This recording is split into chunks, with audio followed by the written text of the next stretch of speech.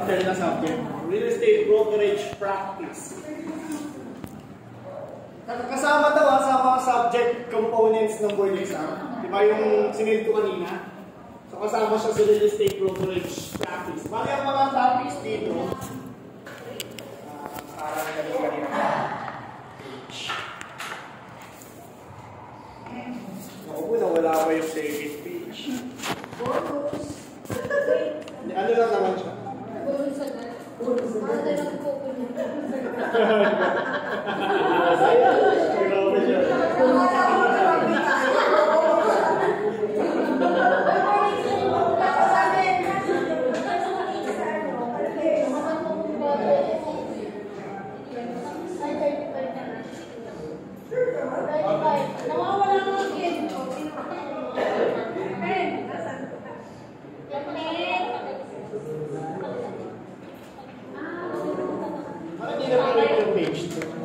Second page na rin.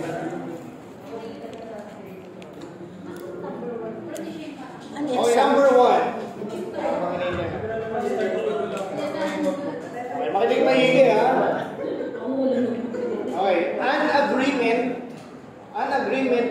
where the authorized broker, so may authorized na broker, allows, pinapayagan niya yung cooperating broker, so may third party na inallow, no, to sell the property with stipulation on the sharing of commission. So, sinabi doon sa kontrata nila na hati tayo sa commission. Okay? Anong tawag doon sa agreement na yun? Contract to sell? Wait lang. Sulat niyo po. May choices naman. Mami, pasan ka yung second page na nandun sa box 3. Dito nga tayo. Susulat niya. Susulat ba? Sorry na. May choices na po. Okay, letter A. ATS pala. Authority to sell. Yun yung choice number. Authority to sell. Letter B, contract to sell. Letter C, extension of authority. Or letter D, exclusive authority. Sir, ulit sir. Pasend ko ng second page dun sa... Ito yung part picture. Ito yung first page. Yung second page.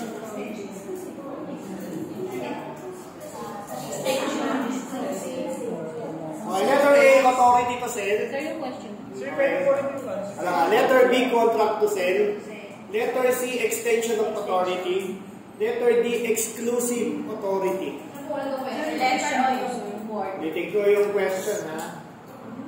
An agreement where the authorized broker allows cooperating broker to sell the property with stipulation on the sharing of commission is referred to as.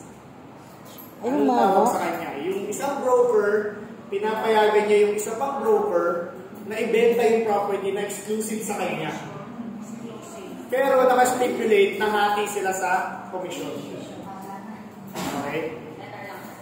Anong sagot ninyo? Hindi, yung sagot nyo, yan ang yung sagot ninyo. So mamaya, tingnan natin kung nakailan ka. Pero every question, ano na natin yung sagot? Parang di natin yung kayo nabibitin dun. Okay? Anong sagot ninyo? Extension. Extension. Sino sumagot ng authority to sell? Honest to goodness. Okay. Authority to sell is the principal agreement na yun. So, mali na yun. Okay. Principal agreement na yun, na ina-authorize ka. Sir, kasi kanina, hindi ko na hanggang to sell of the property lang, walang stimulate question. Okay. Ngayon, paliwanag natin na si authority to sell is a principal agreement between the seller and the broker.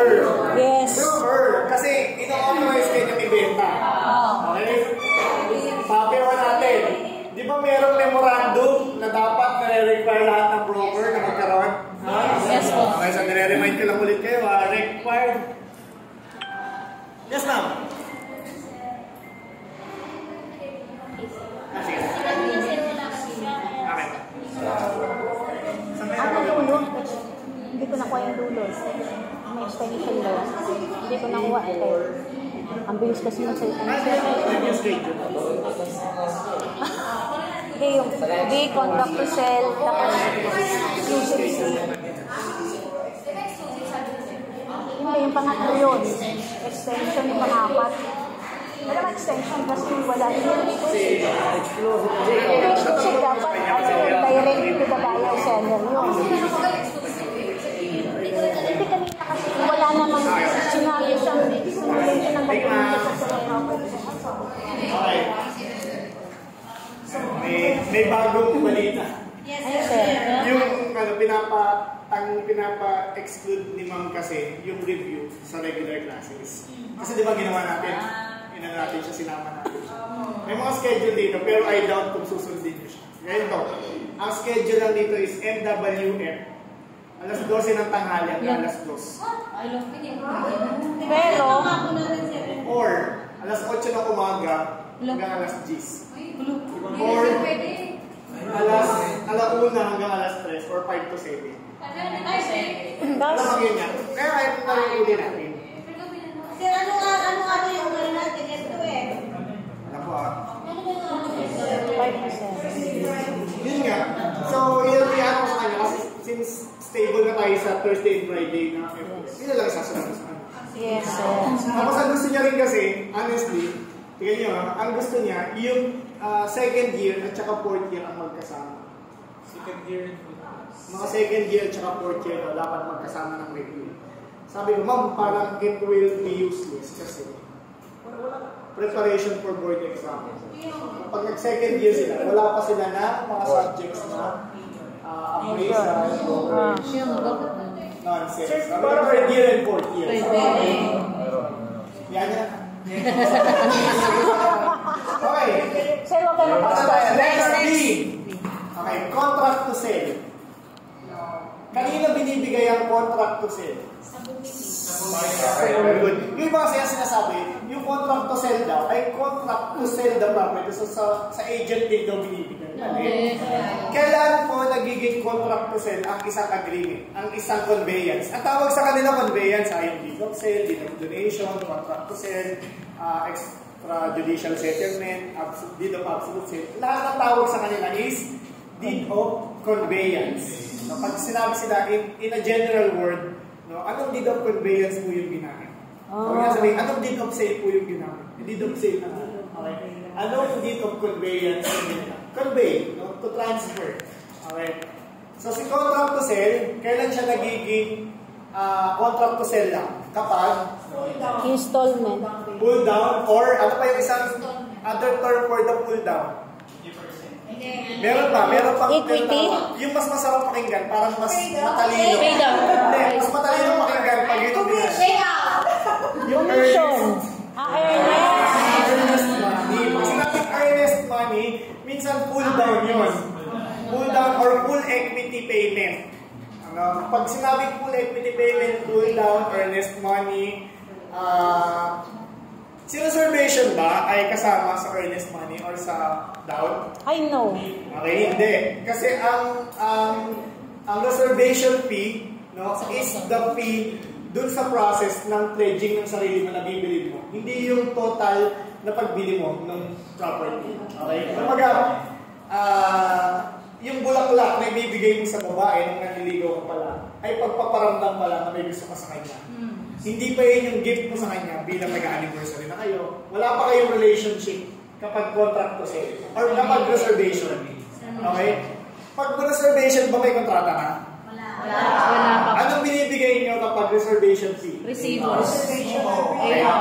Paul na po kayo doon kapag nagbigay kayo ng resibo sa reservation pala. Reservation. Okay. Sino dito yung developer or grupo ng developer na yung reservation nila is applied sa contract? Ginagawa nila, ma'am, di po muna namin kayo resibuhan. Mag-acknowledgement receipt lang po muna kami. Ano ba? Ano na daw? Oo. Paano ginagawa? Yung 5% reservation and then yung remaining variable. Tapos, ang ginagawa niyo, may resibo wala? Acknowledgement lang, di ba? Bakit? Anong kaiba ni acknowledgement receipt at saka ni OR? Ni official receipt. Sino taxable? Si official receipt. Si acknowledgement receipt kasi, in-acknowledge mo lang, no? Hindi siya talaga like legal tender. Wala siyang, ewan ko bakit siya nagkakaroon ng serial number. Siguro for security purposes lang. Pero si acknowledgement receipt is just an acknowledgement na yung tao ay kumuha ng pera sa'yo. Okay? Sa court, pag nilaban sa court, pag tinanong ng judge, anong resibo yung binigay sa'yo? Acknowledgement receipt. Okay, alis ka na dyan. Walang visa yung acknowledgement receipt. Okay. Check nyo lahat ng acknowledgement receipt nyo. Walang nakalagay na BIR number. Walang transaction number. Address lang. Okay. Address lang ng ano, di ba? Kasi yung acknowledgement receipt is just pagpapatunay na tumanggap ka ng pera. Okay. Yung iba naman matatahitong developer, acknowledgement receipt, dinideduct nila sa down payment. Okay. Parang ang ginagawa nila, di ba, since 25% yung down, yung ibang mga developer tawag sa kanya equity. 30% na down, yun yung equity. Baga, si equity is parang assurance na yun yung kalahati ng pinuhunan ng developer. Yung equity na yun. Okay? Ngayon, ang ginagawa nila, paid up.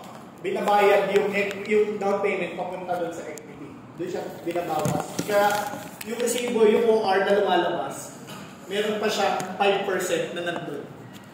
Na binabawas pa doon. So, yun yung pagkakaiba niya. So, si contract to sell, nabay tayo kay contract to sell, nagkakaroon lang ng contract to sell kapag nag-down pa lang. Okay. Para lang mabind kayo na meron kayong kontrata to sell something. Okay. Hindi pa siya absolute. Okay, magiging dowas lang siya kapag tapos na. Okay? Sir, parehas lang po ba si deed of conditional sale at saka si contract to sale? Parehas lang ba yung dalawa? Condition, kasi may condition din si contract, di ba? Hindi ka pa tapos. Nagbabayad ka pa rin. Si contract to sale ba at saka si conditional sale ang parehas hindi? Hindi sila parehas. Okay? Ito yung pagkakaiba nila. Though, in principle, parehas sila. Because you have also conditions. No? Si contract to sale, wala siyang kondisyon na sinasabi na ang sinabi niya lang si Juan de la Cruz ay nagbayad ng 250,000 para bilhin yung property ko na worth 1 million at na-receive ko ang bayad niya ng gantong panahon. So walang condition. Sa deed of conditional sale, ang nakalagay doon, minsan pro-buyer or pro-seller. Against sa buyer or against sa seller. Minsan ganun siya. Or minsan panalo silang dalawa. Pag masipag yung abogado mo, pro sa dalawang panig. Ibig sabihin, inaral niya maigi yung conditional. Ibig sabihin, yung conditions na nakalagay ng stipulate dun sa deed of conditional sale, parang pabor dun sa dalawa. Kunyari, si Juan de la Cruz ay bumili kay Andres Bonifacio ng lupa. Ngayon, ang condition, huhulugan ni Juan de la Cruz kay Andres Bonifacio. Ang bayad niya ay 15-30. 15, every 15 and 30th day, magbabayad siya. Ngayon, kapag hindi nakapagbayad, nag-fail sick, na magbayad, madidefault. May mga ganon. Tapos, bibigay lang namin yung titulo kay Juan de la Cruz upon full payment of the property, which amounts to ganito. So, may conditions na kinukwento. Na kapag hindi, may isang na-foul doon, okay, it's a ground for the dissolution of contract. Okay? Di ba meron tayong extinguishing of contracts na diniscuss before? Ano yung mga pagkakataon na yung kontrata ay mawawalang visa? Kapag ayaw na ng isa. Parang relasyon. Ang kontrata ay relasyon. Kahit ang pag-aasawa ay kontrata. Kaya ang marriage contract, di ba? Pag ayaw na ng isa, tigil ang relasyon. Kapag nagloba yung isa, tigil ang relasyon. Ganun din po sa kontrata, sa mga deed of sale, sa conditional sale. Kapag may foul na ginawa doon yung contracting parties, tigil ang kontrata. Okay? Sir? Yes po. Bakit hindi masyado nagagamit yung deed conditional sales? Mas familiar tayo dun sa contract to sale. Okay. Kasi mas madali si contract to sale. Kasi nga naman, walang condition na sinusunod. Okay. Tandaan natin, sir, paano yun? Hindi safe. Diba? Yun yung next na question. Sir, hindi safe kung contract to sale lang. Mabalikan pa rin natin that all the transaction is based on constitutionality.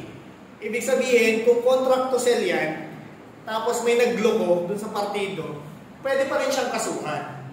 Ang problema lang, kailangan lang natin mag-research ng batas na baback up. kailangan pa natin maghanap ng mga cases na naipanalo na yun yung same kaso sa'yo. Nakadesisyon na ng korte. Okay. Dapat pala, pag gano'n ng yung example niyo, sir, dapat ang gagawin, deed of conditional sale. Conditional. Paano ang naka-highlight lang doon ay deed of conditional sales lang, pero same format ng contract. Same format lang din naman talaga siya. Nakalagay lang doon, every paragraph, whereas the buyer is asking for 25% na down, tapos whereas when the buyer fulfills the obligation, the seller is obliged to give the title. Ganun lang eh, puro whereas lang yun eh. Nadadagdag lang siya. So, ang mangyari dyan, sabi nga sa inyo, kung tamad ang abogadong gumagawa ng kontrata ninyo, kontrakto sila ang ginagawa niyan.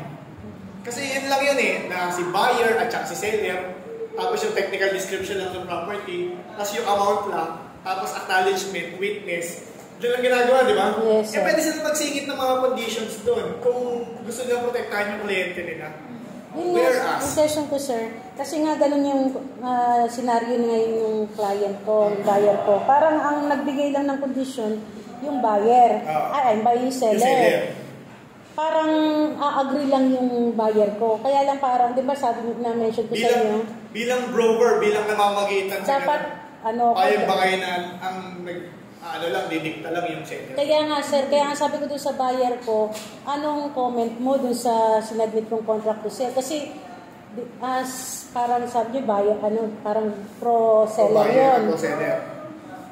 Dahil wala namang say si buyer. Kaya lang, medyo kinakabahan ako ng gano'n. Baka mamaya, kawawa naman si buyer ko. Siyempre, sobrang kawawa po talaga si buyer doon kapag gano'n ang condition yung dating.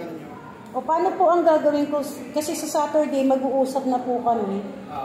Dadalhin ko daw yung contract to sell. Ang concern ko, ang dating kasi ng contract is conditional eh.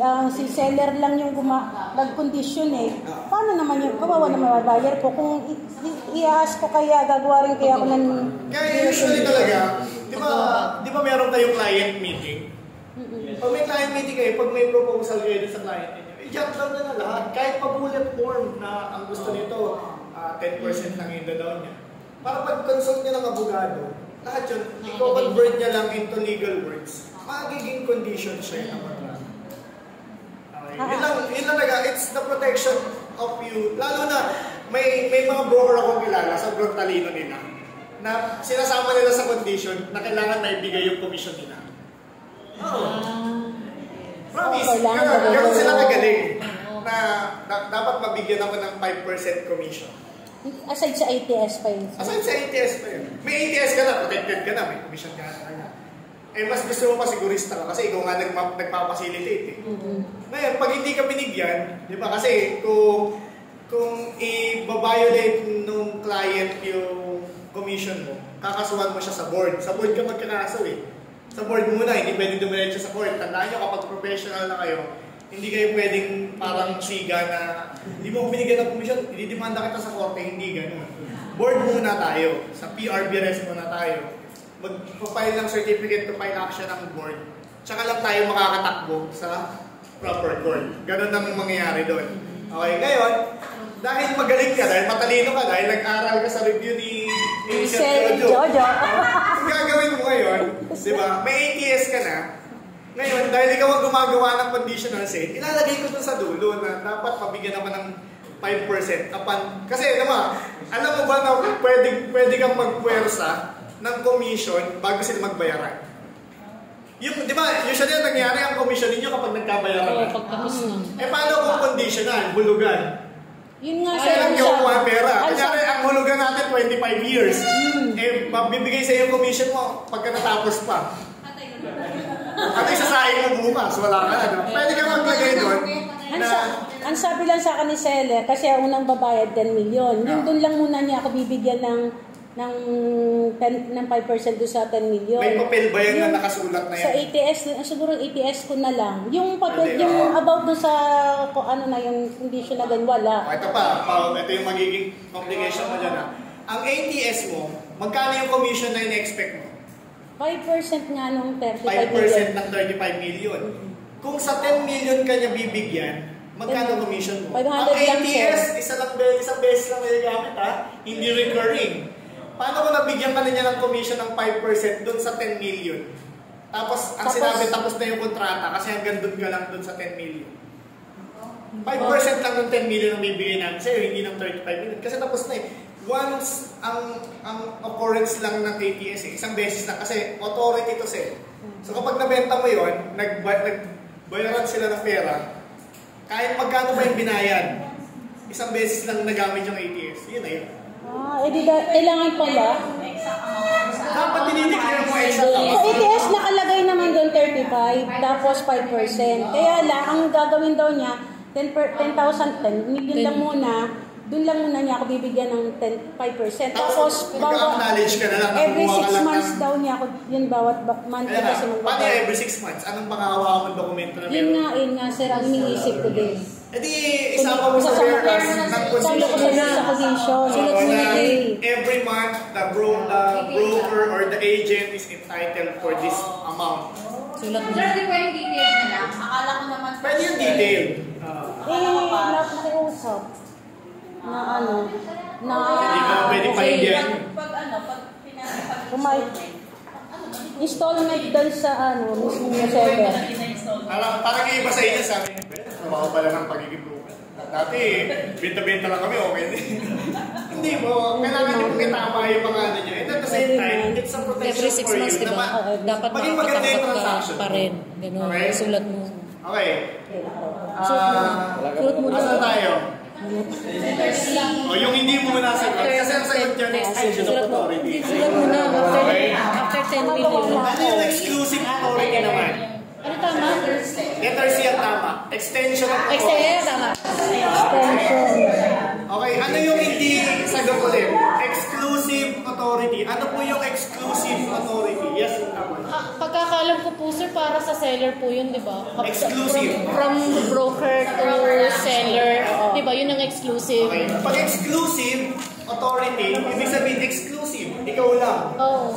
Di ba? Natatanging ikaw lang yung seller na magbebenta ng property niya. Okay? Ano yung dalawang version ng exclusive authority? Dalawa yan eh. Dalawang exclusive. Di ba? Exclusive na nga, ikaw lang. Ano yung dalawang yun? Limited at saka unlimited. Okay? Ano po yung limited? Yung limited, limited ka lang for a period of time. For the period of 1 month, kailangan mabenta mo itong property ito. Exclusive sa'yo lang. Okay? Oh. So, limited yun. As in, talagang sa'yo lang siya for 1 month. Yung unlimited, dahil kaibigan mo siya o kaya kamag-anak mo siya, unlimited, habang buhay hanggang hindi nabibenta yung property, ikaw lang ang magbibenta. Okay? Yes? Yes. Okay. Question number 2 na tayo. Tingnan nyo, sabi ko sa inyo eh. Yes po. Yung sa unlimited, may protection ka doon, sir. Kung ano lang sa inyo, Nilagay mo na. Nilagay mo na. kung ano lang yung panong ATS, kaya nakalagay doon, you are entitled for the 5% commission. Hanggat hindi mo nabibenta. Nabulok ko na doon sa contract na nagawa ko. Dapat kasi detalyado ko gumagawa ka. Oo. Ganyan ako eh. Kahit Tagalog. Nakagawa na yung pakita ko sa'yo. May exclusive care. Kailangan mo ba ng mga... Pwede mo siyang i-demanda. Pakita ito yung contract. Sige. Ito. Kasi Yun yung nagpagawa goals na of si seller, extinguishing saka the si buyer. contract. Dahil si seller, okay. Tanong ni Sir Nino, pwede bang baliin ni seller yung ATS na binigay niya sa loob? Ayun na. Siyempre pwede. Kasi siya yung principal eh. Yun yung modes of extinguishing a contract. Kapag ayaw ko na. Kahit unlimited yung binigay ko sa'yo. Yung Oo. exclusive authority. Kasi ako yung principal eh. Ako yung nagsabi na ano eh. Pero, kailangan ng notification. Kailangan ng cancellation ng visa ng ATS mo. Pinapile din yun. Cancellation of ATS. Pinapa-cancel yun. Yung magka-cancel. Yung seller lang. Siya lang ang may karapatang mag-cancel ng Hindi pwede. Kanyari ayaw ng broker, hindi mo pwede i-cancel ito. Binigay mo na sa akin ito.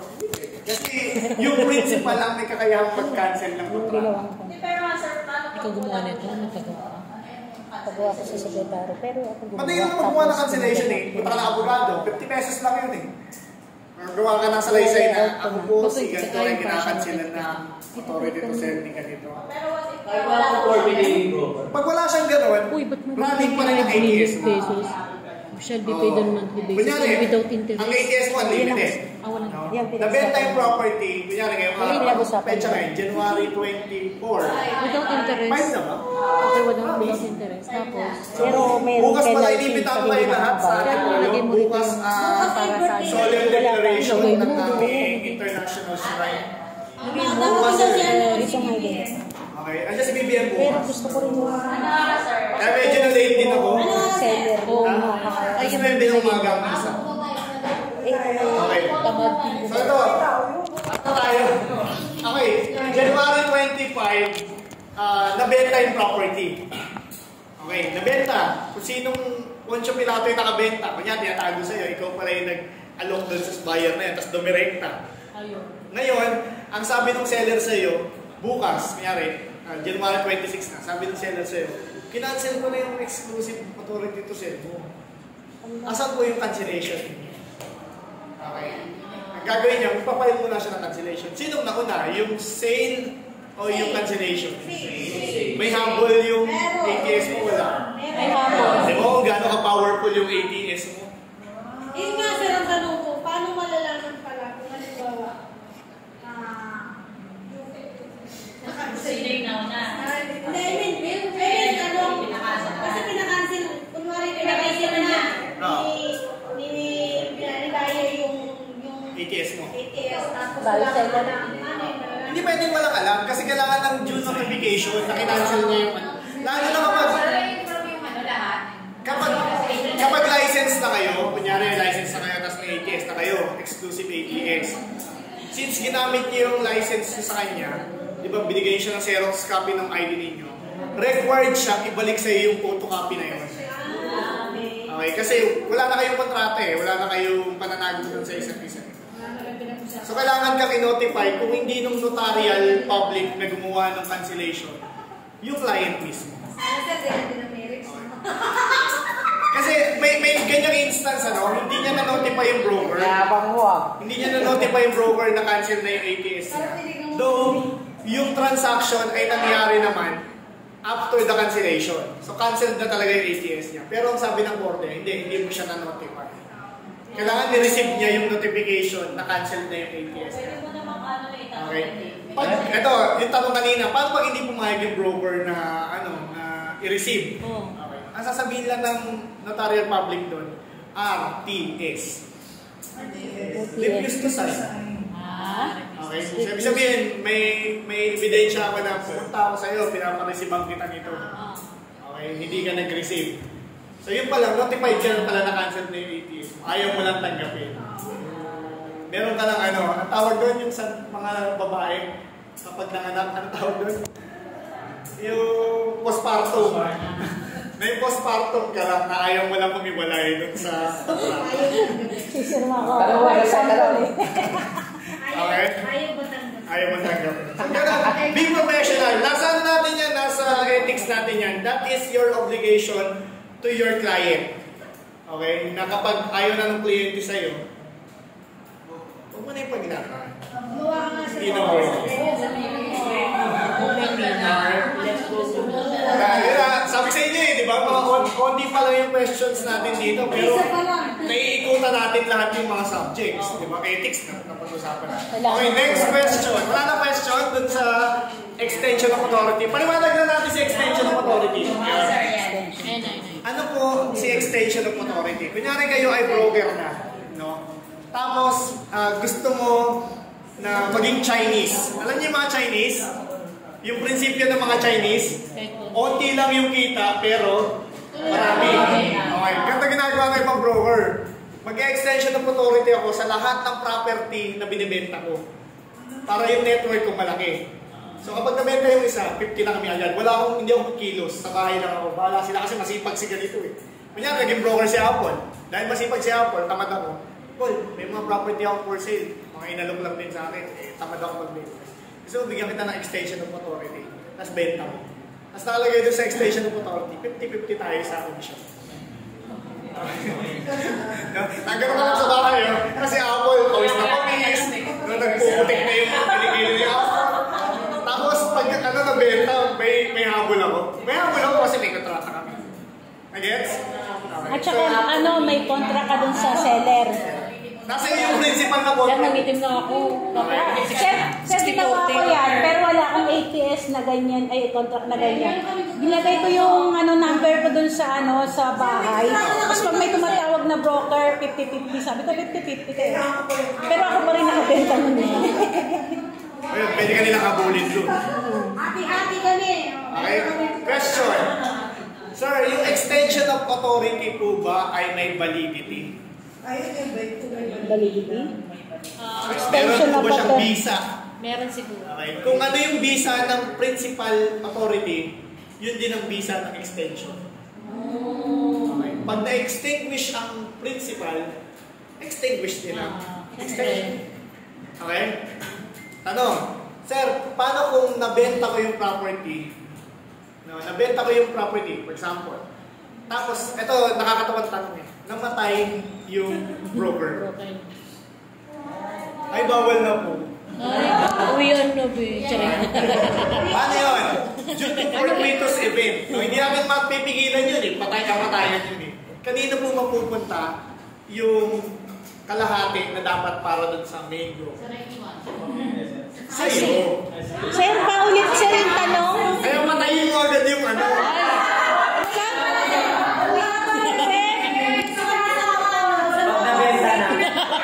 Ganito yun, ganito niya. Ang paliwanag sa amin dyan ni Sir Ran, kung Alvarez niya dati. Ganito. Di ba may extension ng saksakan? May extension.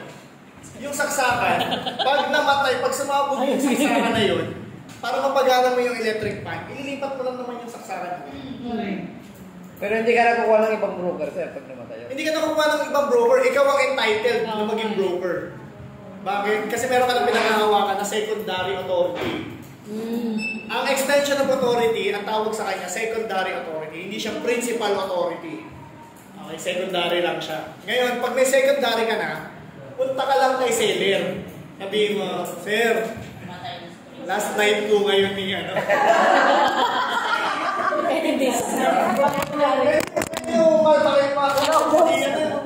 makipasintabi mo na kayo. Pasya. Magpasa na naman yung pasya. Kaya 40 days. Kasi diba sabi nila, sabi ng mga kapatid ko, 40 days, 100 days nga doon, nandiyan pa yung kaluluwa. Baka mamaya itula ka bigla. Okay, sama ka. So, ganun ang gagawin mo. Katukin mo lang. Kahit kamamatay lang. Totoo nangyayari, kahit kamamatay lang. Kasi kanina lang nabalitaan namatay. Diba? Pumupunta na agad doon sa seller. Ma'am, kamamatay lang po ni siya pa yung nagbabalita. Siya pa yung chismis. Ma'am, patay na po yung broker niyo. Baka po pwedeng lipat na po sa akin kasi ako po yung may secondary. Ayun. Ikaw ba pumatay? Ano ba pinapatay? Kung pinatay po siya, hindi po siya pinapatay. Sira na yun. Ayun. Pero pa siya, sa'yo na agad, di ba? Pero malakot.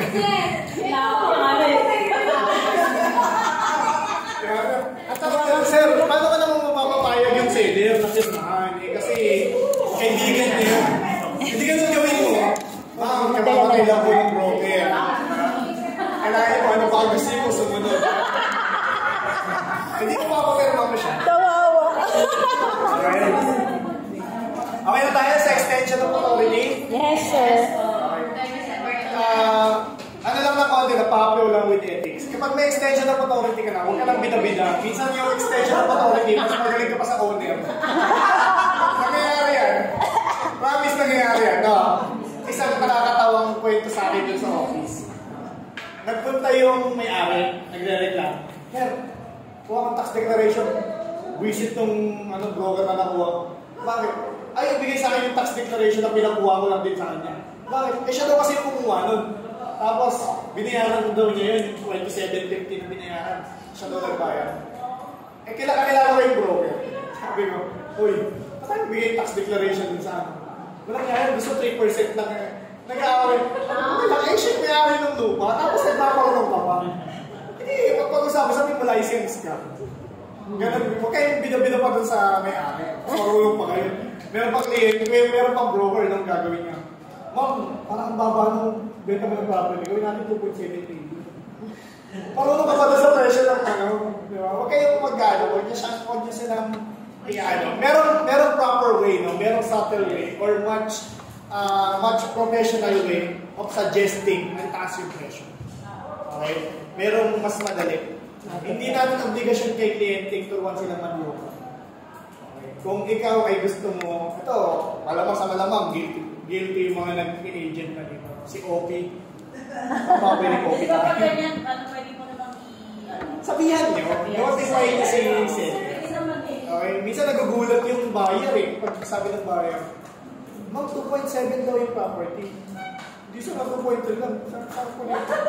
Sabi ko ng broker nyo. Tapos, Ma'am, diba hindi mo ni-notify siya? Dapat advance, no? Kaya nangyayari, sir, yung madalas, dumidiretso yung mga buyers. Nawawala yung sanctity, no? Yung kabanalan ng ating property. Kasi gusto ng seller, mabenta na kami yung property. Kahit naman sino pong nagbebenta, gusto may benta agad yung kanilang binibenta. Nakakalakas mo agent. Okay, so ang problema lang, minsan nasa broker din, nasa agent din. Balahura din yung agent. Okay, question number 2. Ito, alam niyo na yung sagot dito agad. The authority of the broker to negotiate the sale, lease, purchase, mortgage, or exchange of real property for a fee and under certain terms and conditions within a specific period of time is known as. Anong tawag doon? Yung authority ng broker to negotiate the sale, the lease, the purchase, the mortgage, the exchange of a real property for a fee. Letter A, contract of sale. Letter B, authority to sell. Letter C, contract to sell. Letter D, authority of sale. Okay? May sagot na? Okay. Anong sagot? ATS. Authority to sell. Paliwanag natin yung tatlo na hindi tamang sagot. Ano po si contract of sale? Ito. Meron na naman bagong isang word lang yung napalitan. No? Of at saka to. Contract of sale. Okay. Anong kaibahan, sir, ni contract of sale at saka kay contract to sell or contract to sale? Yung of lang ang nabago, pero may malaking impact siya sa kontrata. Okay, yung contract of sale, kontrata ng bentahan. Okay? Kanino po yan, sir? Sino po ang gumagawa niya? Usually, broker yan. Na namamagitan sa dalawang party, yung buyer at yung seller. Meron akong contract of sale ni ganito at saka ni ganito. Yung transaction ni Ms. Taylorson, pwede yung contract of sale. No? Contract of conditional sale. Kasi may condition siyang gagampanan. So, yung transaction ng dalawa, kasi yung dalawa may conditional sale yung dalawa eh. No? Para meron kang hawak din, mag-contract of sale ka. Na si buyer at si seller ay humarap sa iyo, no, sa harap ng iyong lisensya bilang REB, real estate broker, na sila ay magtatransact sa ganitong presyo, ganitong amount, ganitong price ng pera. Yun yung contract of sale. Okay? Yung contract to sale, no, contract to sale, yung seller ay ino-authorize ang isang partido or maraming partido na ibenta. Minsan ganito nangyari dyan sa contract to sale.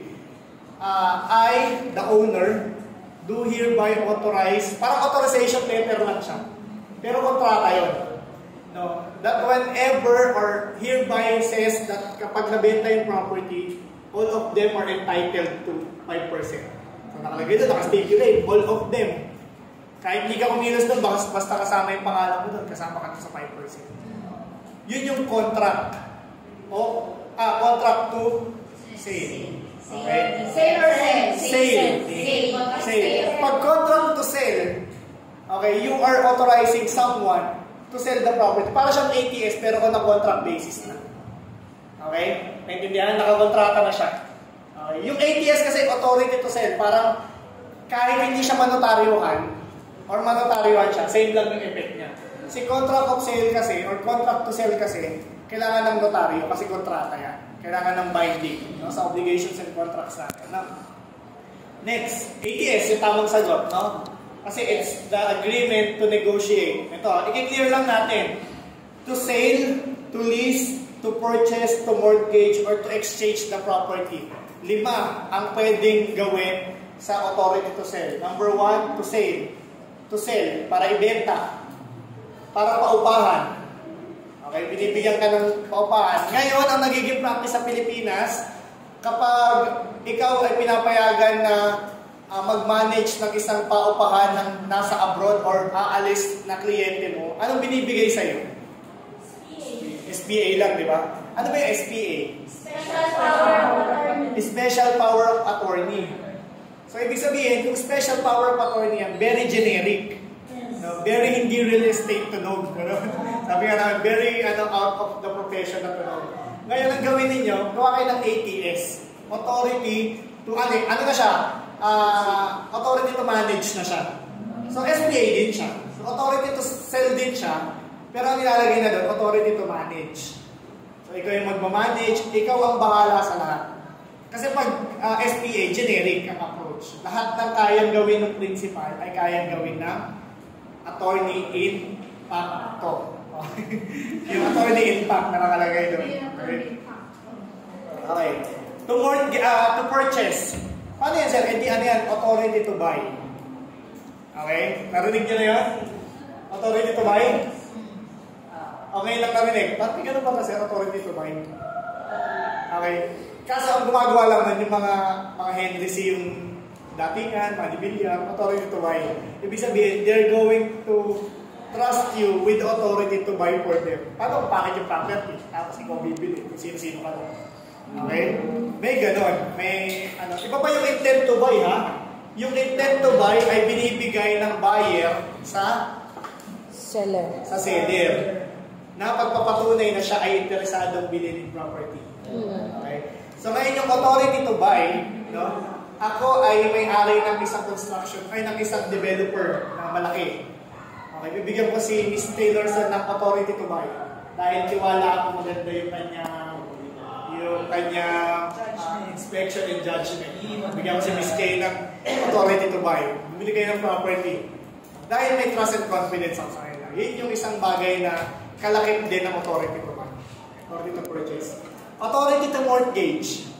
Okay, hindi nagagamit to. Usually tayo, hindi talaga siya, hindi ka lang, pero kasama siya in academic purposes, kasama siya sa mga discuss. No? Kasi diba, authority para isanla yung property. Otherwise, ikaw ay stocks broker.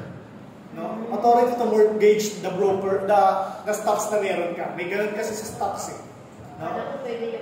Pwede mong ipalaro dun sa So, kasi pag ang problema naman sa authority to mortgage, hahanapan ka pa rin ng SBA ng mga bangko.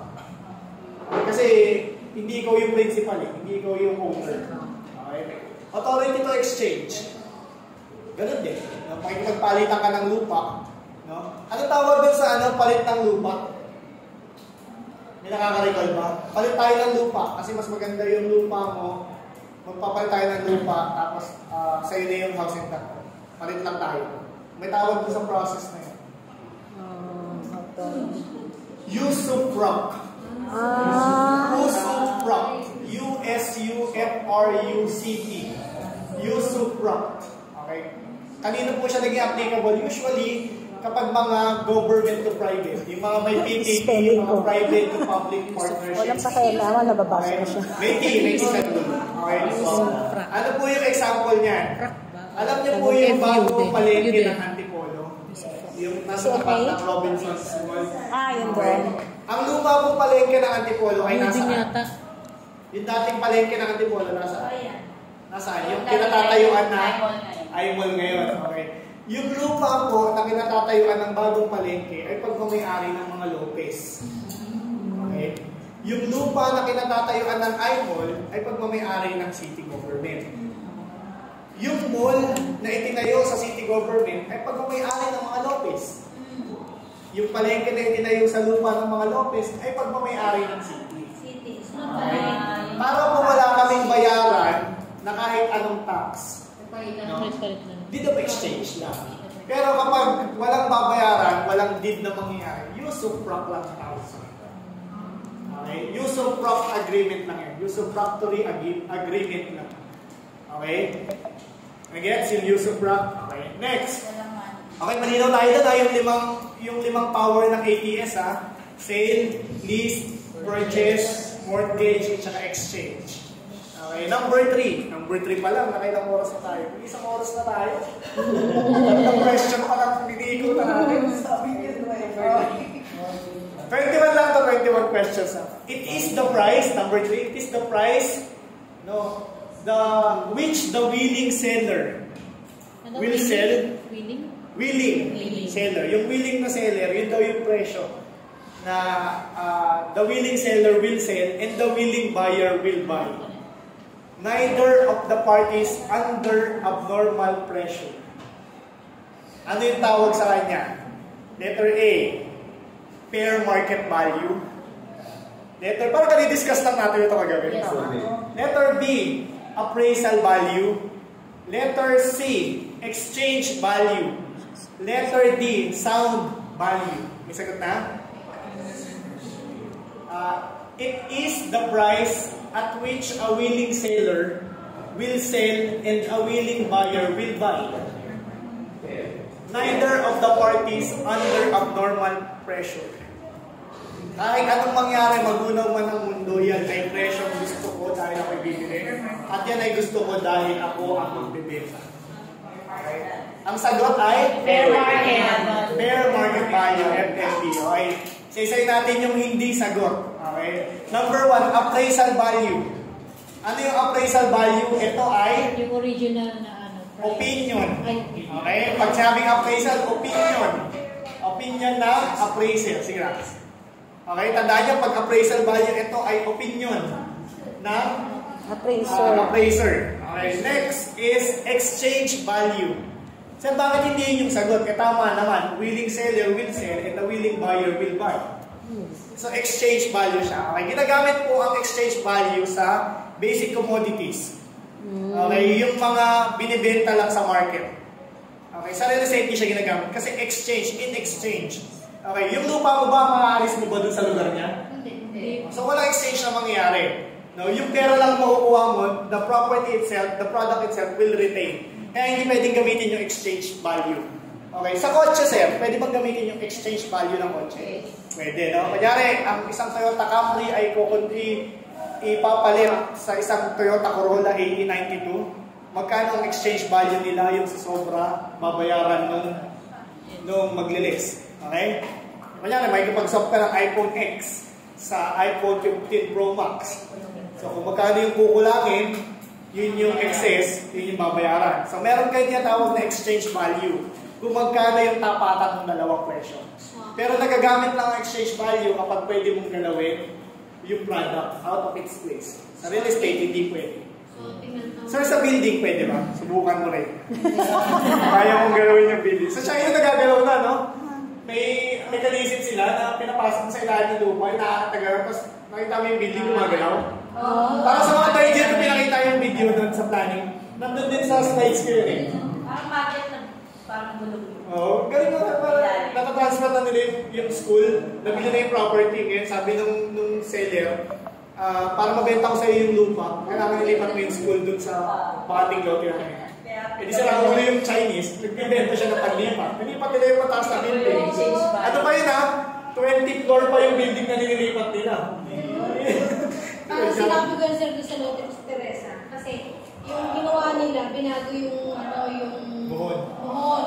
Tapos yung bahay ko ginawa ng kalsada. Yung kalsada talaga kasi ginawa nila 6.5 kasi yun daw yung nasa plano.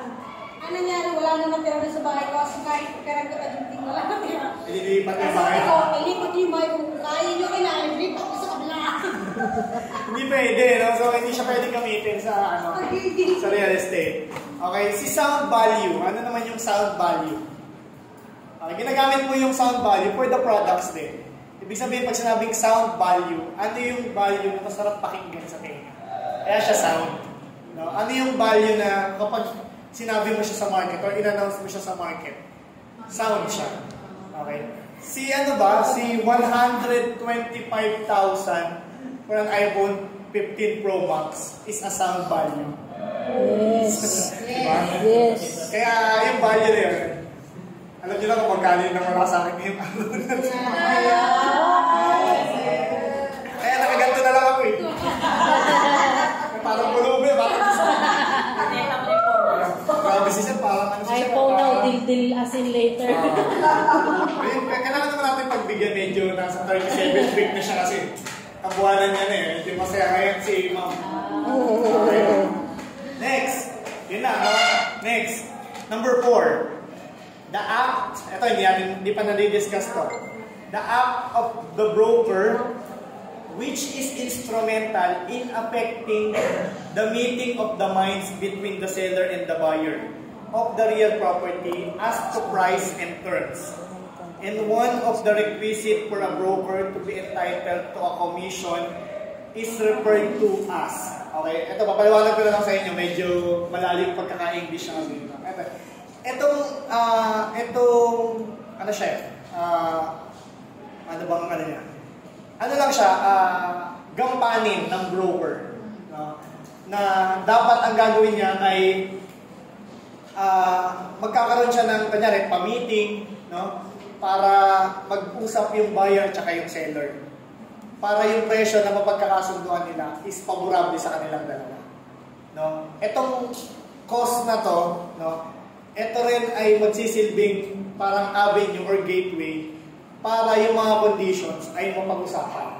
Okay. Yung mga choices is number 1, escalation cost. C-A-U-S-E. Escalation cost. Letter B, grandfather's clause. Letter C, judicial cost. Letter D, procuring cost. Okay? Hula, anong sagot? Letter D. Letter D. Tama yung sagot na letter D. Procuring cost. Okay? Paliwanag mo natin yung sagot. Okay? Yung sagot muna. Procuring cost, ito yung ano lang, yung act mo bilang broker para pag-usapin sila. Okay? Procuring. P-R-O, tapos curing. Procuring. Procure. Para mabili o mabenta yung bagay. Okay, cost. C-A-U-S-E. Cost.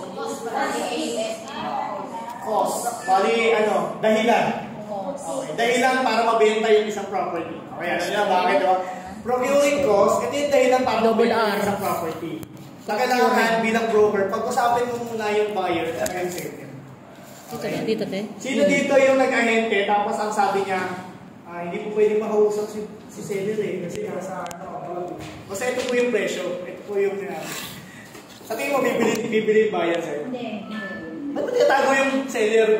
Iharap ko sa akin yung seller, bibili ka. Okay? That is our obligation to the client, no? Na kailangan natin iharap yung isang partido dun sa isang partido. That's procuring cost.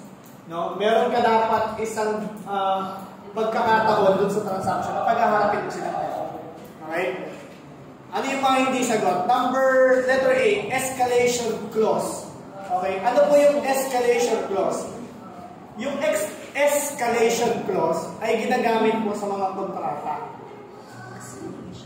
Kung sakali, ayan, yun yung word na ginagamit. Kapag Tagalog yung kontrata nyo, kung sakali na ang isang partido ay hindi makabayad, kung sakali na ang isang partido ay mamatay, no, sa transaksyon na ito. Ibig sabihin, merong isang pangyayari na magpapatigil dapat ng kontrata. Pero dahil may escalation clause ka, hindi matitigil yung kontrata.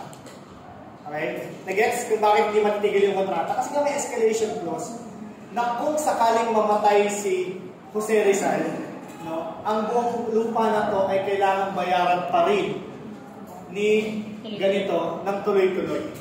Okay? Hindi nyo nakikita yan sa mga kontrata ninyo. Kasi tamad yung abogado. Hindi na sinasama yung escalation clause. Escalation clause. Ibig sabihin, clause siya, paragraph siya. Isang buong paragraph siya na nandun sa kontrata niya dapat. Nitong pandemic, napansin ko, after pandemic pa lang, ang dami nang gumagawa niyan. Parang security clause, escalation clause, termination clauses, naglalagay na sila yan. Kasi di ba yung biglang nagkakaubo, tapos naka-quarantine, namamatay, gano'n. Tapos nagkaroon pa ng balita na sinasadya daw ng gobyerno yung COVID. Kasi pag ginawarantin mo, doon na lang daw pinapatay. Ganun daw yun. So, para lang matigil yun, tsaka syempre yung dilemma nating mga broker, ang ginagawa, nag-escalation clause na. Tapos sakali mang umatay yung buyer or yung seller, tuloy pa rin yung transaction. Okay. Doon na pumapasok yung mga third degree liability kung sino yung sasalo ng kontrata. Okay? Next. Grandfather's clause. Sino nakakaalam? Okay. Yung grandfather's clause, exemption. Sorry, hindi nyo ito inabutan. No? Ako din, hindi ko ito inabutan. Dapat aabot ako dito kasi di ba, nakagraduate ako 2015 din eh. Ng una kong course. So 2015, kung nag-apply ako ng 2015 sa PRC, ng grandfather's clause, dapat ang nangyari sa akin, ano na ako agad? Broker na ako agad, or appraiser na ako agad. Kasi hindi ako umabot. Kasi, yung grandfather's clause, or yung tinatawag nilang Rasul law. Rasul. R-A-Z-U-L. Nakalimutan ko lang yung first name nung congressman na yun eh. Siya yung nagpanumala ng grandfather's clause na lahat ng appraiser, assessor, na nagtatrabaho na sa government service na walang lisensya, no? During the applicability period or effectivity period ng Rasul or ng grandfather's clause, bibigyan sila ng PRC ng lisensya. Walang exam. So that's the grandfather's clause. Ibig sabihin, di ba, yung mga lolo, di ba? Di ba kapag, kunyari, napagalitan ka ng tatay mo, di ba pag yung lolo, sabi, huwag na pagalitan niya, kasi sayang na yan. So, ganun yung prinsipyo nung kaya siya tinawag na grandfather's clause. Kasi kung ano yung sinabi ng tatay, no, yung sinabi ng lolo, na head ng family, yun ang masusunod. Inabutan ng broker. Teacher siya. Oo, kahit anong profession yun. Teacher siya dati. Resign na siya ng broker. Tapos may license siya, no? Okay. So, good news dati yun, pero bad news ngayon kasi ina-abolish yun ngayon. Gusto nilang matanggalin yung mga naging DTI license. Kasi wala naman silang naiintindihan. Wala silang alam sa principles. Okay? Oo nga sir, di nga alam yung condition na yan. Okay, next. Judicial cost. Ano yung judicial cost? Okay. Yung act mo para gawing legal act. Okay? Ano yung judicial cost na dapat mong ginagawa bilang agent or bilang broker? Yung number 1. Yung sinabi sa inyo, number 1 dapat ginagawa na. Pag may transaction kayo. Ano yung judicial cost number 1? Yun yung mag-acquire. Gawin mong legal. Na para meron kang judicial grounds. Na kapag nagkaso ka, nagdemanda ka, meron kang pakakawa. No? Yun yung judicial cost. Judicial cost. Ngayon, ano yung judicial tie? Judicial tie. T-I-E. Okay, yung mga judicial tie, yan yung mga kontrata. ATS, notice of agreement, yung mga ganun eh, mga judicial ties na ganun, right? So yun, procuring cost, yun yung sagot sa number 4. Okay, number 5. Ito. Sabihin nyo kung alam niyo yung sagot agad ha. A natural or juridical person who has both the willingness and the capacity to buy real properties is called a natural or juridical person who has both the willingness and the capacity, no, to buy real property is called letter A, buyer, letter B, seller, letter C, prospect, letter D, suspect. Buyer. Ano sagot? Buyer. Sino sumagot ng prospect? Prospect yung sagot. Okay? Ito i-analyze natin sa level by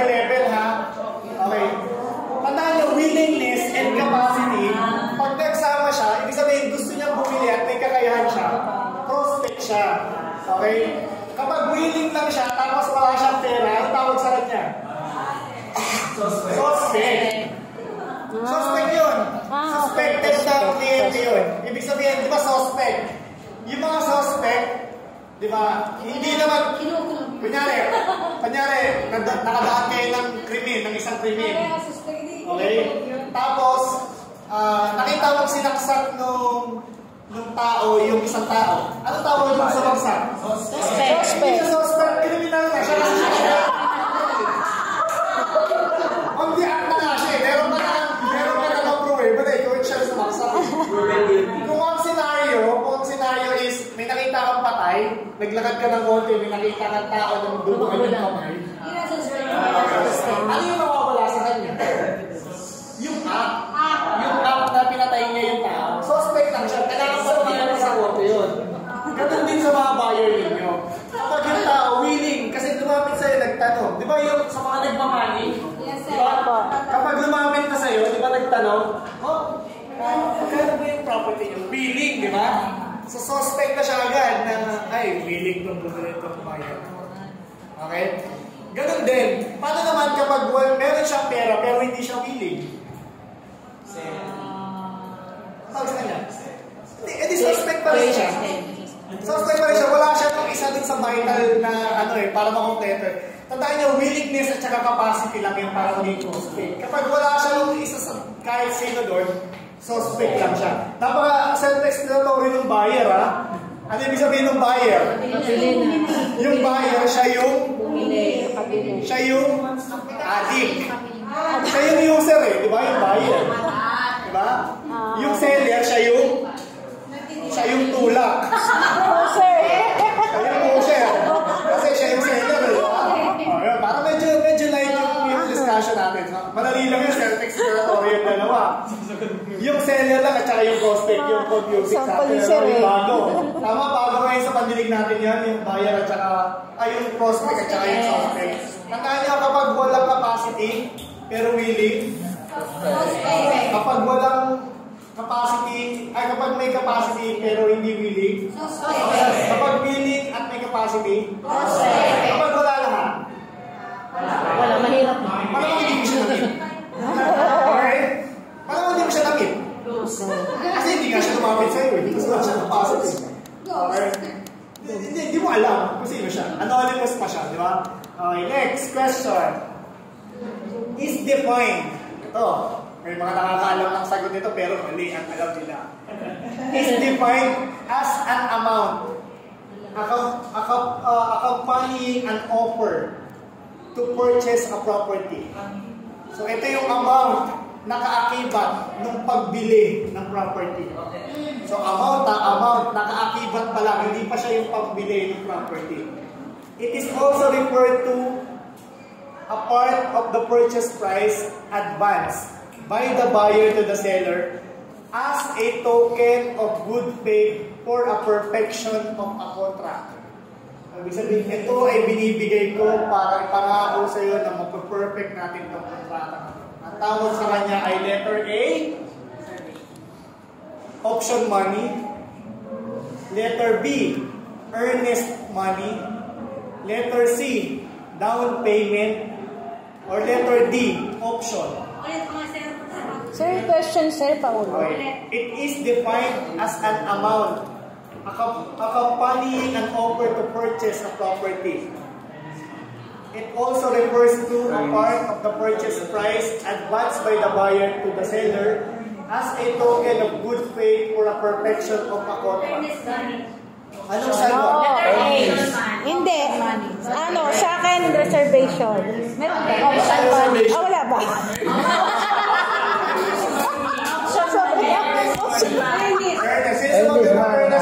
Earnest money. Very good. It is very confusing, no? Yung earnest, yung option, yung down payment, at saka yung reservation. Isa-isayin natin. Ano po, sir, si option money? Okay, si option money ay reservation kung tawagin. Bakit po siya sa reservation si option money? Ito, yung ibibigay mo dun sa seller na bibili ko yung property mo. Reserve mo muna siya sa akin ngayong linggo. Okay? Is option money refundable or not? No. Hindi yan nare-refund. Kasi ang binabayaran mo doon ay yung salita mo. Na nangako ka sa kanya na bibilin mo yung property ngayong linggo. So ang option money entails period. Kung hanggang kailan. Okay? Kapag nabali yung period, sa'yo na yung pera. Okay? Tapos, option money also entails parang minimal amount lang. So hindi siya pwedeng percentage na ganito kalaki. Minimal lang. Minsan 1,000 pesos, 2,000 pesos, 5,000. As much as 20,000 pesos. Yun. Option money. Okay, next is down payment. Iba pa yung down payment. Sabihin down payment. Or ano yung ibang tawag sa down payment? Equity. No? Si down payment or equity is the part of the contract itself. No? Siya na yun. Ibig sabihin, kung 20% down. So kapag nagbayad ka ng 20%, ilang percent na lang mabayaran? 80% na. Kanina si down payment? Yes. No? Ngayon, si option, ayan. Bakit sir may option money na may option pa? Si option ginagamit din siya. No? Option contract or option agreement, ibig sabihin, walang perang involved. No? Pero yung chance na makuha mo yung property. Okay, sige, bigyan kita ng option. Narinig niyo na yun, di ba? Bigyan ng option, within the week, kailangan i-settle mo. Sa option yun,